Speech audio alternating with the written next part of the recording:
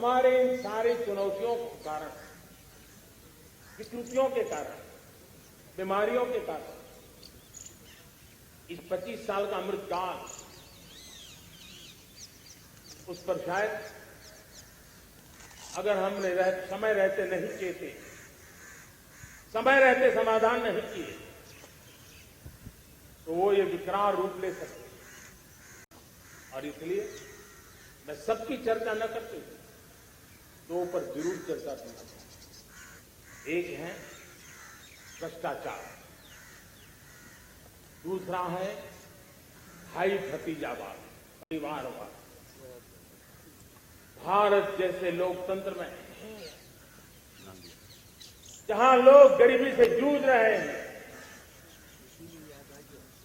जब ये दृश्य देखते हैं, एक तरफ वो लोग हैं जिनके पास रहने के लिए जगह नहीं है, दूसरी तरफ वो तरह लोग हैं जिनको अपना चोरी किया हुआ माल रखने के लिए जगह नहीं है। ये स्थिति अच्छी नहीं है और इसलिए हमें भ्रष्टाचार के खिलाफ पूरी ताकत से लड़ना है।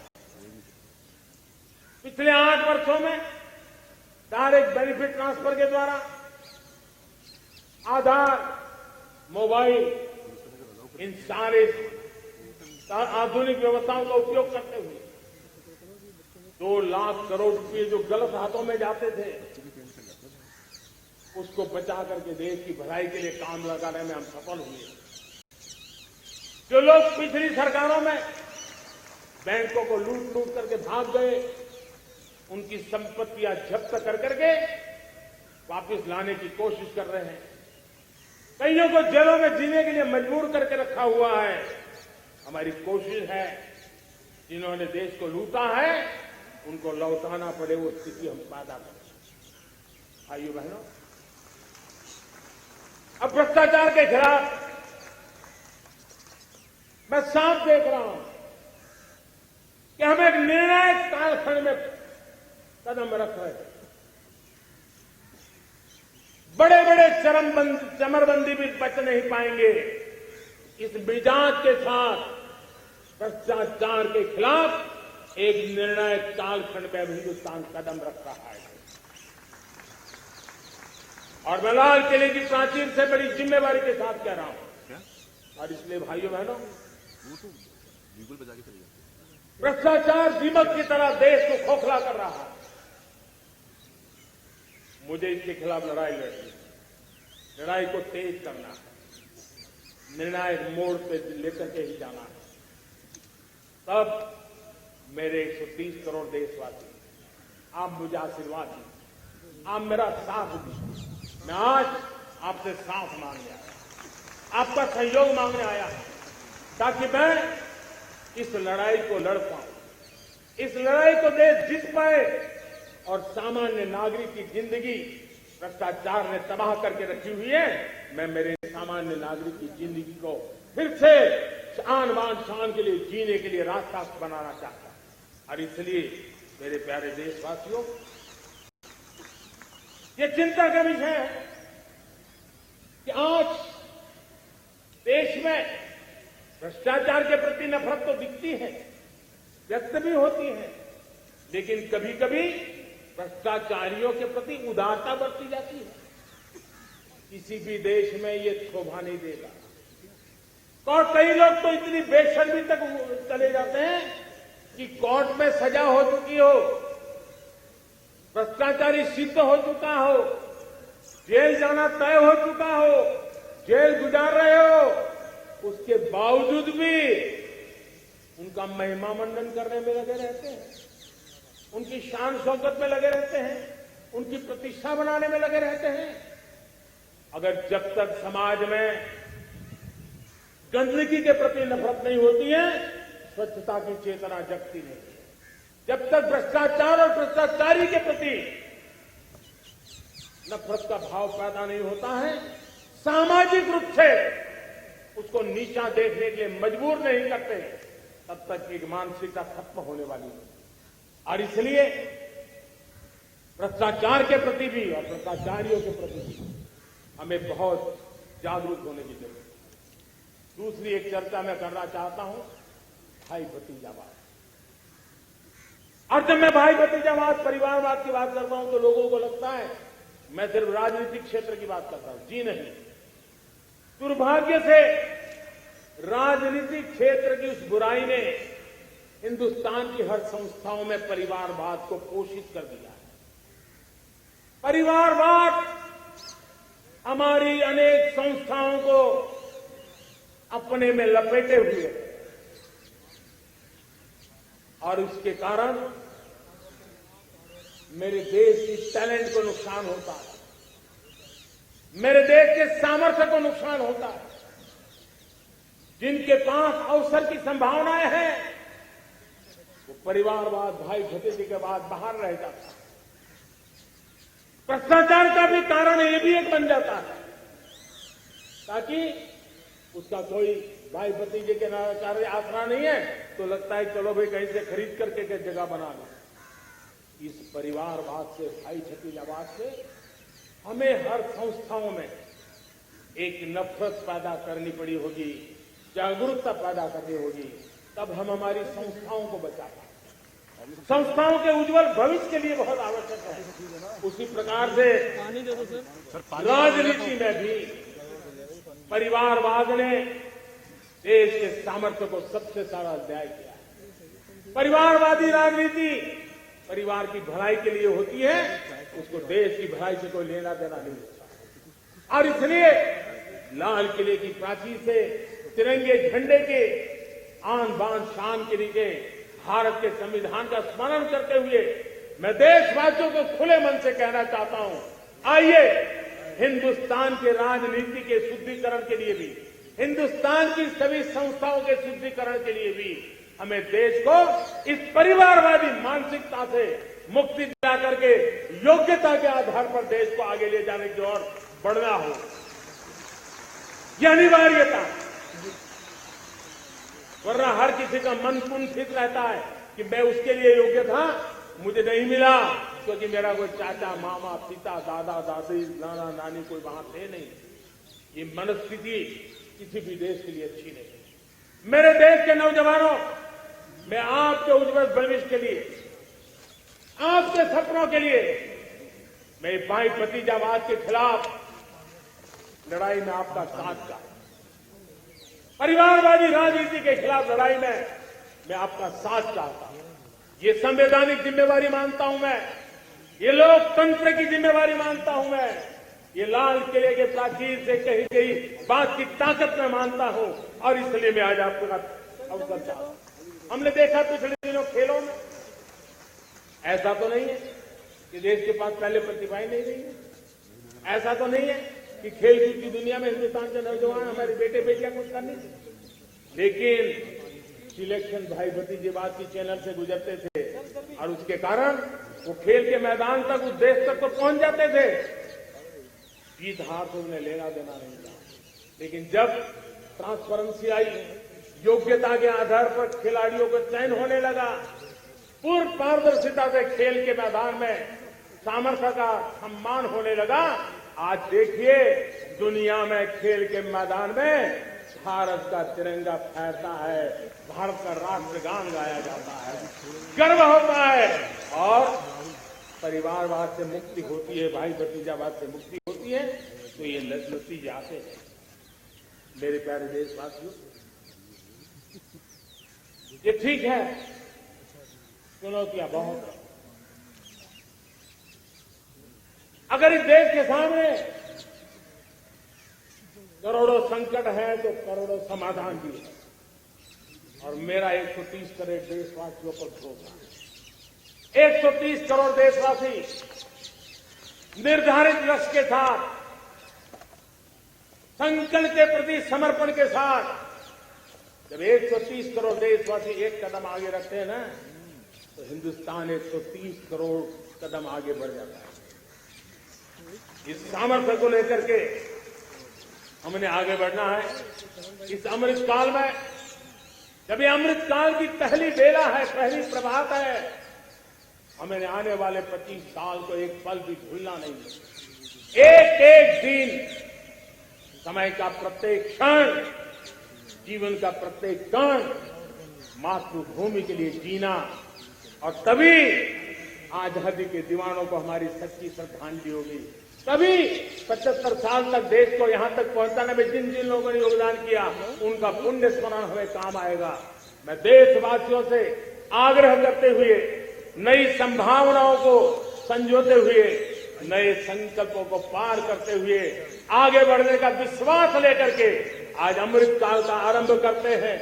आजादी का अमृत महोत्सव अब अमृत काल की दिशा में पलट चुका है, आगे बढ़ चुका है। तब इस अमृत काल में सबका प्रयास अनिवार्य है, सबका प्रयास ही परिणाम लाने वाला है। टीम इंडिया की भावना ही देश को आगे बढ़ने वाली है। 130 करोड़ देशवासियों की एक टीम इंडिया एक टीम के रूप में आगे बढ़ करके सारे सपनों को साकार करेंगे। इसी पूरे विश्वास के साथ मेरे साथ बोलिए, जय हिंद, जय हिंद, जय हिंद। भारत माता की, भारत माता की, भारत माता की। वंदे वंदे वंदे। बहुत बहुत धन्यवाद।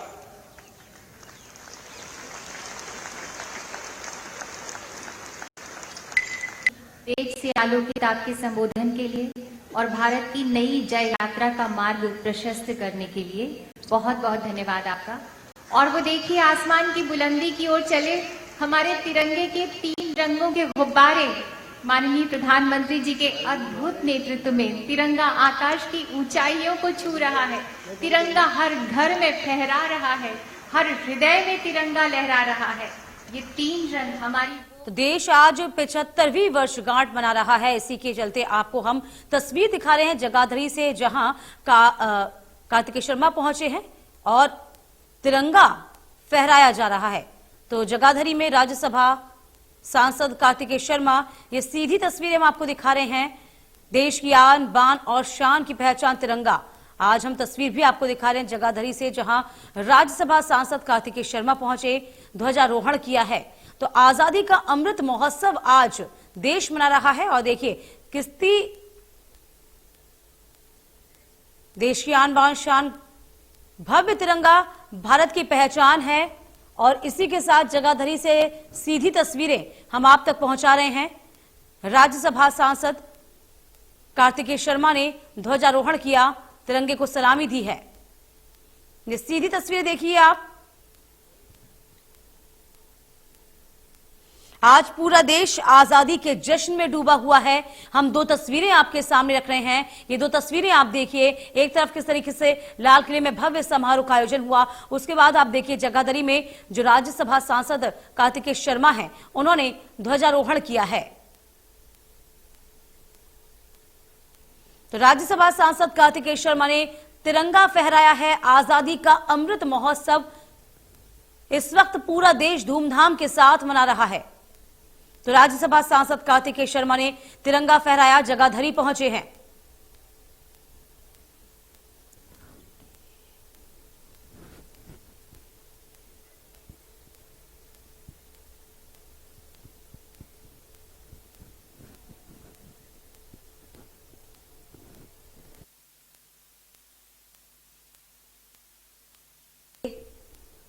ध्वजारोहण के बाद कार्तिकेय शर्मा इस वक्त आपको नजर आ रहे हैं, जीप में बैठे हुए। तमाम जो आला अधिकारी हैं उनके बीच मौजूद हैं।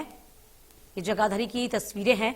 राज्यसभा सांसद कार्तिकेय शर्मा ने पहले तिरंगा फहराया है, उसके बाद आपको बता दें यहां पर सलामी ली।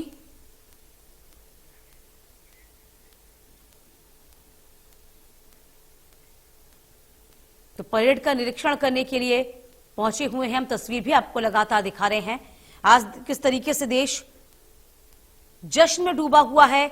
इसी के साथ साथ ये तस्वीरें आप देखिए, ये तस्वीरें आपको जोश से भर देंगी। जगाधरी में राज्यसभा सांसद कार्तिकेय शर्मा पहुंचे, सबसे पहले तिरंगा फहराया, उसके बाद आपको बता दें कि परेड का जायजा लिया है। देखिए, हम आपको तस्वीर भी दिखा रहे हैं। आजादी का अमृत महोत्सव 75 साल आज पूरे हो चुके हैं और इसी के साथ आज 76वें वर्ष में प्रवेश कर चुका है हिंदुस्तान। हम तस्वीर आपको जगाधरी से दिखा रहे हैं, परेड का जायजा ले रहे हैं राज्यसभा सांसद कार्तिकेय शर्मा। इसके बाद आप देखिए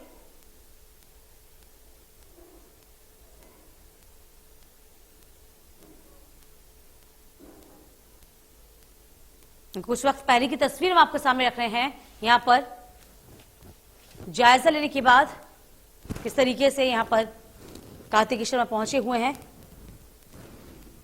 ध्वजारोहण किया, सलामी ली। आज देश आजादी के जश्न में डूबा हुआ है और यह बेहद खास इसलिए भी है क्योंकि आजादी का अमृत महोत्सव चल रहा है। हर घर तिरंगा अभियान की शुरुआत भी की गई है। यूं कहे कि 3 दिन पहले ही जो कार्यक्रम है उसकी शुरुआत हो चुकी और हर जगह आपको आज तिरंगा लहराता हुआ दिखाई देगा। तो जम्मू कश्मीर से लेकर कन्याकुमारी तक आज हर कोई अपने आप को गौरवान्वित महसूस कर रहा है। फिलहाल हम आपको तस्वीर दिखा रहे हैं जगाधरी से, जहां कार्यक्रम में राज्यसभा सांसद कार्तिकेय शर्मा ने शिरकत की है।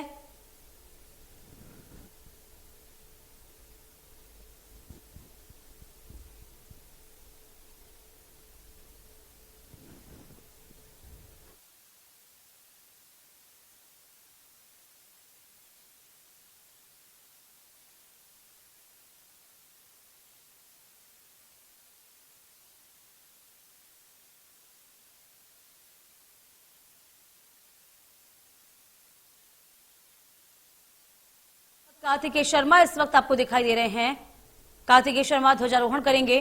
थोड़ी ही देर में हम तस्वीरें आप तक पहुंचा रहे हैं। परेड की सलामी ली गई, उसके बाद आपको बता दें कि देखिए तस्वीर, सीधी तस्वीर जगाधरी से। आज कई मुख्य कार्यक्रम होने हैं, इसमें ही शिरकत यहां पर राज्यसभा सांसद कार्तिकेय शर्मा ने की है। राज्यसभा सांसद कार्तिकेय शर्मा जगाधरी पहुंचे हैं। आजादी का अमृत महोत्सव चल रहा है। इसी के साथ आपको बता दें कि कुछ ही देर पहले लाल किले से प्रधानमंत्री नरेंद्र मोदी ने भी संबोधन किया था। देश के लिए 5 संकल्प लेने की बात उन्होंने कही, जिसमें विकसित भारत बनाना, गुलामी से मुक्ति की शक्ति, विरासत पर गर्व करना, एकता और एकजुटता नागरिकों का कर्तव्य। तो पूरा देश आजादी के जश्न में डूबा हुआ है। देखिए परेड की सलामी लेते हुए यहां पर कार्तिकेय शर्मा आपको नजर आएंगे।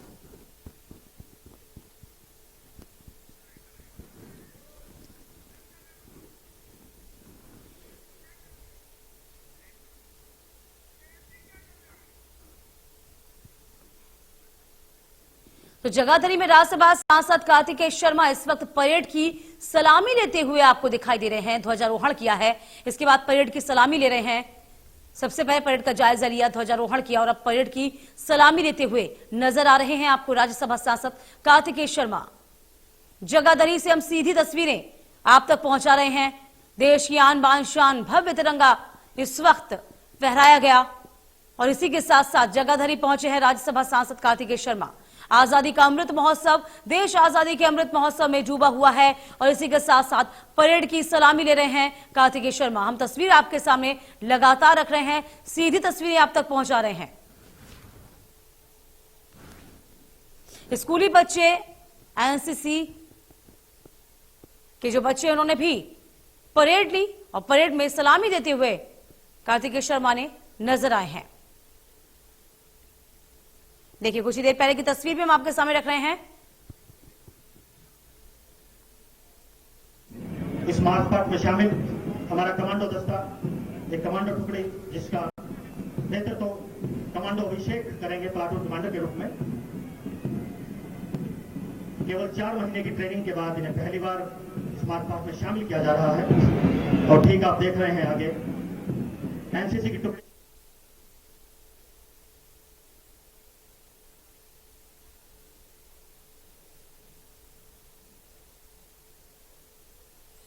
तस्वीरें देखिए आप, ये तस्वीरें आपको गौरवान्वित करेंगी, गर्व से महसूस करती हुई तस्वीरें हैं जब तिरंगा फहराया गया। 7:30 बजे का समय था जब तिरंगा फहराया गया पीएम के द्वारा, और इसके साथ साथ देश को संबोधित भी प्रधानमंत्री नरेंद्र मोदी ने किया। इस दौरान आपको बता दें कि 21 तोपों की सलामी भी दी गई थी। लाल किले पर प्रधानमंत्री देश के 5 संकल्प उन्होंने अपने सामने रखे, देश के सामने संकल्प रखे। राष्ट्रीय स्वास्थ्य मिशन के एक नाम पीएम समग्र स्वास्थ्य मिशन के विस्तार का भी उन्होंने उल्लेख किया।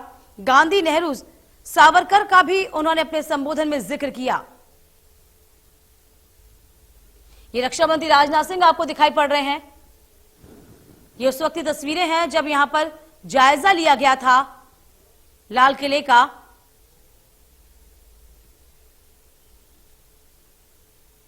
हम तस्वीरें लगातार आपको हर जगह की दिखा रहे हैं। ये देखिए, महोदय का अभिवादन कर रहे हैं। ये रामलखा की तस्वीर भी आपको दिखा रहे हैं। यहां पर आप तस्वीरों को देखिए जहां पर सीएम इस वक्त आपको नजर आएंगे। सीएम मनोहर लाल आपको दिखाई दे रहे हैं, जहां उन्होंने परेड का जायजा लिया, सलामी लिए, मंच की ओर वो जा रहे हैं। ये रामलखा से सीधी तस्वीरें आप तक हम पहुंचा रहे हैं। भव्य कार्यक्रम का आयोजन आज किया जा रहा है, क्योंकि 75 साल पूरे हो चुके हैं देश की आजादी को, और इसी के साथ साथ देश को संबोधित करते प्रधानमंत्री नजर आए। 9वीं बार उन्होंने देश को संबोधित किया, और ये तस्वीर भी हम आपके सामने रख रहे हैं रामालखा से, जहां पर रामालखा में सीएम इस वक्त आपको दिखाई पड़ रहे हैं।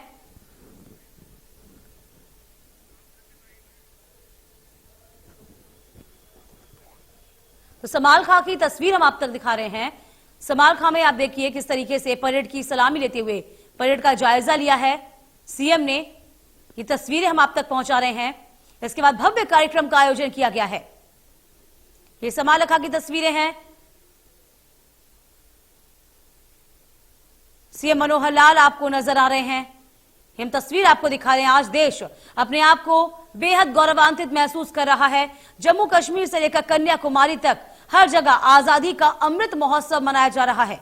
75 साल पूरे हो चुके हैं, और इसी को लेकर हर घर तिरंगा अभियान की शुरुआत भी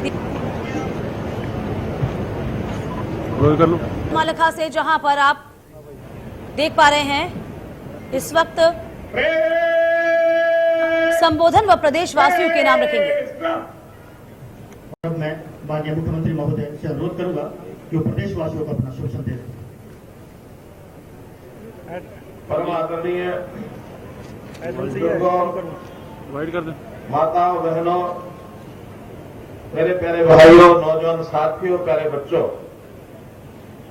आज हर भारतवासी के लिए हर्षोल्लास का यह दिन है। आज हमने स्वतंत्र भारत के रूप में 75 वर्ष पूरे कर लिए हैं। इस खुशी में हर गली, हर मोहल्ला में तिरंगा फहरा रहा है। आज हर घर दफ्तर में तिरंगा है, हर मुंडेर पर, हर हाथ में तिरंगा है। पूरा देश तिरंगे के रंगों में रंगा है। कहते हैं कि कुल 7 रंग होते हैं, लेकिन आज तो मित्रों पूरे देश में 3 ही रंग दिखाई दे रहे हैं। ये तिरंगा ये सारे देश में लहरा रहा है। मैं आजादी की 75वीं वर्षगांठ के पावन अवसर पर सभी प्रदेशवासियों को हार्दिक बधाई देता हूं। सबके स्वस्थ जीवन और खुशहाली की कामना करता हूं। इस दिन को देखने के लिए मां भारती के न जाने कितने ही सपूतों ने अपना कर्तव्य वहन करते हुए सर्वस्व न्यौछावर कर दिया। इसी दिन के लिए असंख्य देशभक्तों ने विदेशी शासकों के हाथों कष्ट झेले और यातनाएं सही। शहीद आजम सरदार भगत सिंह, राजगुरु सुखदेव और शहीद उधम सिंह सरीखे अनेक देशभक्त फांसी के फंदे पर झूल गए, लेकिन झुके नहीं। मित्रों, इस आजादी को प्राप्त करने में बहुत कीमत देनी पड़ी है। हम जानते हैं कि आजादी से पहले देश का विभाजन हुआ था, वो भी हमको झेलना पड़ा था। भाइयों बहनों, स्वतंत्रता दिवस ऐसा पर्व है जिसे हम मिलजुल कर मनाते हैं और श्रद्धा के साथ राष्ट्र ध्वज फहराते हैं। आज मैं आजादी के लिए मर मिटने वालों ज्ञात अज्ञात शहीदों को भावभीनी श्रद्धांजलि देता हूं। साथ ही आजाद भारत की एकता और अखंडता की रक्षा करने वाले वीर सैनिकों को नमन करता हूं। प्रिय प्रदेशवासियों, इस समय जब हम आजादी का अमृत महोत्सव मना रहे हैं, तो अपने उन राष्ट्र निर्माताओं, सीमा प्रहरी सैनिकों, प्रतिभाशाली वैज्ञानिकों, अन्नदाता किसानों, मेहनतकश कामगारों के प्रति भी गहन कृतज्ञता व्यक्त करता हूं, जिन्होंने अपनी प्रतिभा, साहस और मेहनत के बल पर भारत को दुनिया की बड़ी शक्ति के रूप में खड़ा कर दिया है। भाइयों बहनों, भारत की गौरवशाली विकास यात्रा में हर कदम पर हर भारतीय का महत्वपूर्ण योगदान रहा है।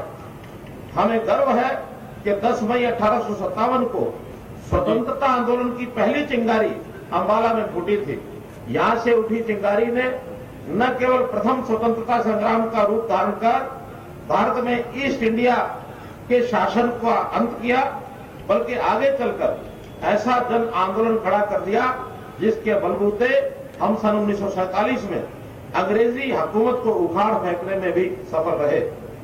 हमारे वीर जवानों ने आजादी के बाद भी देश की सीमाओं की सुरक्षा में अपनी महत्वपूर्ण भूमिका निभाई है।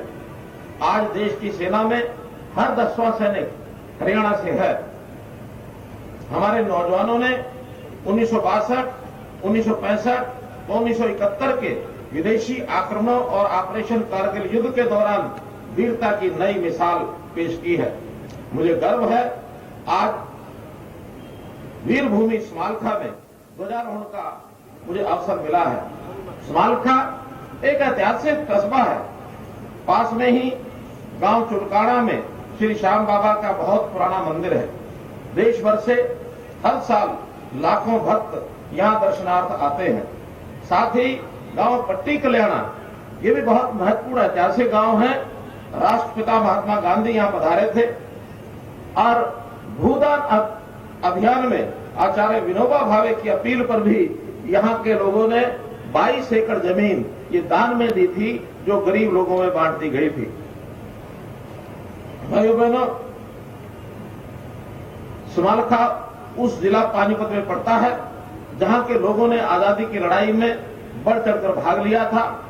इनमें मौलाना नकाउल्ला, देशबंधु गुप्त, डॉक्टर गोपीचंद भार्गव, रोशन पानीपति जैसे नाम विशेषकर उल्लेखनीय हैं। इस जिले के नौरथा क्षेत्र के 16 गांव में अंग्रेजी शासन को राजस्व देने से इनकार कर दिया था। वो अली शाह कलंदर का मकबरा आजादी की गतिविधियों का केंद्र रहा। ऐसे ही वीरों की वीरता से नई पीढ़ी को प्रेरित करने के लिए प्रधानमंत्री जी ने नवम पातशाह श्री गुरु तेग बहादुर जी के 400वें प्रकाशोत्सव पर्व को पूरे देश में मनाने का निर्णय लिया। उन्होंने दशम पातशाह श्री गुरु गोविंद सिंह जी के साहबजादों जोरावर सिंह और फतेह सिंह के शहीदी दिवस 26 दिसंबर को हर वर्ष वीर बाल दिवस के रूप में मनाने का निर्णय लिया।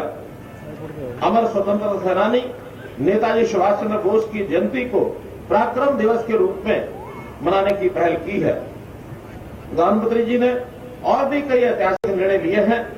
जम्मू एवं कश्मीर से अनुच्छेद 370 व धारा 35A को हटाकर कश्मीर से कन्याकुमारी तक अखंड भारत का सपना ये साकार किया है।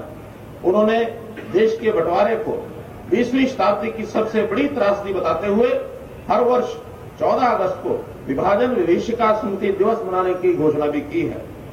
अयोध्या में भगवान श्री राम के भव्य मंदिर की आधारशिला रखकर करोड़ों देशवासियों की आस्था को मजबूती दी है। वहीं नई राष्ट्रीय शिक्षा नीति लागू कर 21वीं सदी का आत्मनिर्भर भारत बनाने का मार्ग प्रशस्त किया है। इनके अलावा सर्जिकल व एयर स्ट्राइक, नागरिकता संशोधन कानून, 3 तलाक की कुप्रथा से मुक्ति, स्वच्छ भारत अभियान, बेटी बचाओ बेटी पढ़ाओ अभियान आदि अनेक युग परिवर्तनकारी कदम ये उठाए गए हैं। वन रैंक वन पेंशन की वर्षों पुरानी मांग को पूरा करके वीर सैनिकों का मनोबल बढ़ाया है। हाल ही में अग्निपथ योजना के माध्यम से सेना में युवाओं की भागीदारी को बढ़ाया है। माननीय प्रधानमंत्री श्री नरेंद्र मोदी जी ने आजादी के 75 साल पूरे होने के उपलक्ष्य में देश में उत्साह और देशभक्ति का जज्बा ये पैदा करने के लिए आजादी का अमृत महोत्सव मनाने का आह्वान किया। उन्होंने 13 से 15 अगस्त तक देश भर में हर घर में तिरंगा की अनूठी मुहिम चलाई। हरियाणा वासियों ने भी उसी जोश और जज्बे के साथ अपने 60 लाख घरों पर राष्ट्रीय ध्वज फहराया है। जिस जोश और जज्बे के साथ हम अपने जवानों को सरहद पर भेजते आए हैं, उसी जज्बे से देशभक्ति का ये प्रतीक राष्ट्रीय ध्वज सभी घरों पर लहराया गया है। हरियाणा प्रदेश में आजादी का अमृत महोत्सव धूमधाम से मनाया जा रहा है। अब तक इसके तहत लगभग 14,000 से अधिक कार्यक्रम आयोजित हो चुके हैं। आजादी का अमृत महोत्सव कार्यक्रम आयोजित करने में हरियाणा देश में प्रथम स्थान पर है। हम आजादी की पहली लड़ाई के शहीदों की स्मृतियों को सहेजने के लिए अम्बाला छावनी में एक बहुत ही विशाल शहीदी स्मारक इसका निर्माण कर रहे हैं। भाइयों बहनों, स्वतंत्रता दिवस का ये पावन पर्व अपनी उपलब्धियों का जश्न मनाने के साथ साथ आत्मविश्लेषण करने का भी दिन है। ये दिन हमें ये सोचने का अवसर प्रदान करता है कि 75 वर्ष के इस कालखंड में हमने क्या हासिल किया है। निसंदेह आजादी के बाद राष्ट्र ने उल्लेखनीय प्रगति की है। हरित क्रांति ने हमें खाद्यान्न में आत्मनिर्भर बनाया। जिस देश में सुई तक नहीं बनती थी, वह आज अपनी उन्नत प्रौद्योगिकी और प्रतिभा के बल पर न केवल मिसाइलें बना रहा है, बल्कि चंद्रयान और मंगलयान जैसे मिशन शुरू कर रहा है। आज कई क्षेत्रों में पूरा विश्व हमारा लोहा मानता है। भाइयों बहनों, आज मेरा स्वतंत्रता दिवस के अवसर पर ध्वजारोहण का ये 8वां अवसर है। पिछले पौने 8 वर्षों में हमारी कार्य करने की प्रेरणा का एक ही केंद्र बिंदु रहा है कि कैसे अपने इस समय का एक एक क्षण प्रदेश की जनता की सेवा में लगाया जाए। हमारी सरकार एक स्पष्ट लक्ष्य को लेकर आगे बढ़ रही है। हमने व्यवस्था परिवर्तन के संकल्प के साथ जन सेवा का दायित्व संभाला है। हमारा व्यवस्था परिवर्तन से सुशासन, सुशासन से सेवा का अभियान, यह अब सबसे पहले सबसे गरीब के उत्थान तक पहुंच चुका है।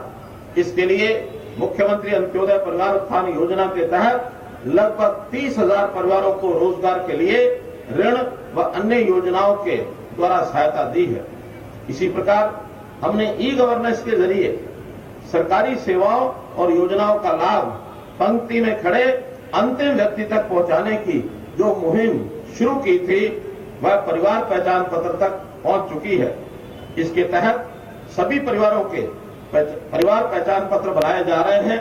इस एकमात्र दस्तावेज से सभी योजनाओं और सेवाओं का लाभ अब पात्र व्यक्ति को घर बैठे ही मिलने लगा है। सभी योजनाओं और सेवाओं का परिवार पहचान पत्र पोर्टल के साथ जोड़ा जा रहा है। इस पर अब जन्म मृत्यु का डेटा ऑटो अपडेट होगा। युवाओं की शिक्षा, कौशल व बेरोजगारी का डाटा भी इस पोर्टल पर डाला गया है। हम पीले राशन कार्ड बनाने का काम भी परिवार पहचान पत्र के माध्यम से कर रहे हैं। आरंभ में जिला सिरसा व कुरुक्षेत्र में ये योजना पायलट आधार पर शुरू की गई है। इस नई व्यवस्था के तहत लाभार्थी की आय में परिवर्तन होने पर राशन कार्डों का रंग व श्रेणी भी अपने आप बदल जाएगी। यदि कोई व्यक्ति वृद्धावस्था पेंशन के लिए निर्धारित आयु पूरी करता है, तो उसे अपनी पेंशन बनवाने के लिए सरकारी दफ्तरों के चक्कर नहीं काटने पड़ेंगे। अब परिवार पहचान पत्र के माध्यम से उसको पेंशन अपने आप शुरू हो जाएगी। गरीब परिवारों को मुख्यमंत्री परिवार समृद्धि योजना के तहत 6,000 रुपया वार्षिक सहायता योजनाओं के माध्यम से दी जा रही है। प्रदेश में सभी तरह की सामाजिक सुरक्षा पेंशन बढ़ाकर 2,500 रुपये मासिक की गई है। हम आयुष्मान भारत योजना के तहत 27 लाख गरीब परिवारों को 5 लाख रुपए तक का वार्षिक मुफ्त इलाज करवाने की सुविधा देने जा रहे हैं। व्यवस्था परिवर्तन की राह में एकल पंजीकरण व कॉमन पात्रता परीक्षा, कौशल रोजगार निगम, निजी क्षेत्र में रोजगार के लिए 75% आरक्षण, नई शिक्षा नीति 2020, विवादों से समाधान, हरियाणा हेल्पलाइन सेवा 112 और ऑटो अपील सॉफ्टवेयर जैसी अनुकरणीय पहलों से सुशासन से सेवा के संकल्प को निरंतर मजबूती मिली है। भ्रष्टाचार के प्रति जीरो टॉलरेंस की नीति अपनाते हुए हमने लगभग 87,000 युवाओं को योग्यता के आधार पर सरकारी नौकरियां दी हैं। हमने जन सेवा का कार्यभार संभालने के बाद एक दृढ़ निश्चय किया था कि चाहे कुछ भी हो जाए, सरकारी नौकरियां तो मेरिट के आधार पर ही पारदर्शी तरीके से मिलेंगी। भाइयों बहनों, हरियाणा कृषि प्रधान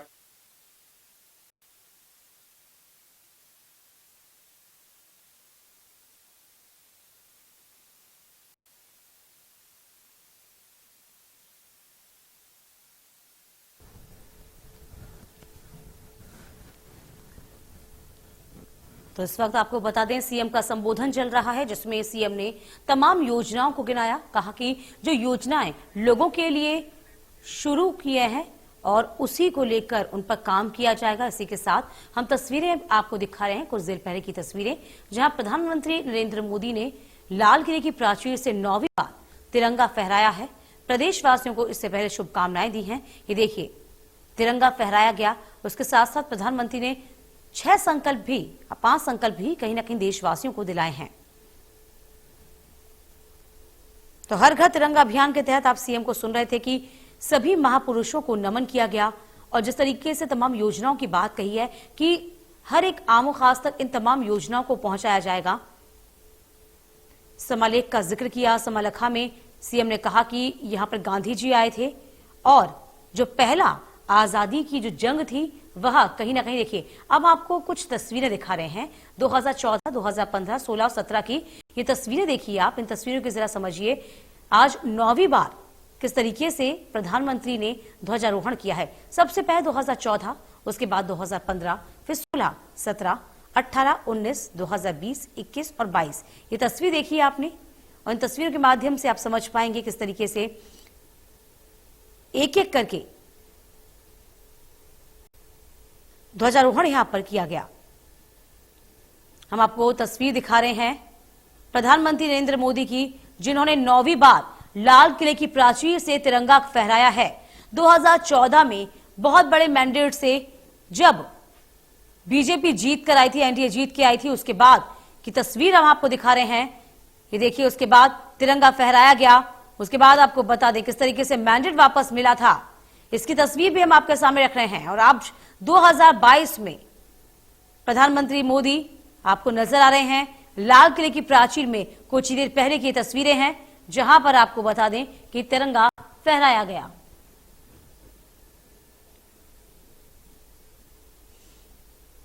तो देखिए, हम 3 तस्वीरें और आपके सामने रख रहे हैं। राजघाट में सबसे पहले प्रधानमंत्री नरेंद्र मोदी लगभग 7 बजे पहुंचे थे। उन्होंने बापू के समाधि स्थल पहुंचे थे, उनको नमन किया था, श्रद्धा सुमन अर्पित किए थे। उसके बाद लाल किले में प्रधानमंत्री आपको नजर आए। जिस तरीके से लाल किले में चाक चौबंद व्यवस्था यहां पर की गई थी, कहीं भी कोई चूक ना हो जाए उसका ख्याल रखा गया था। इसके बाद प्रधानमंत्री नरेंद्र मोदी ने लगभग 7:30 बजे तिरंगा फहराया। तो 9वीं बार लाल किले की प्राचीर से तिरंगा फहराया गया।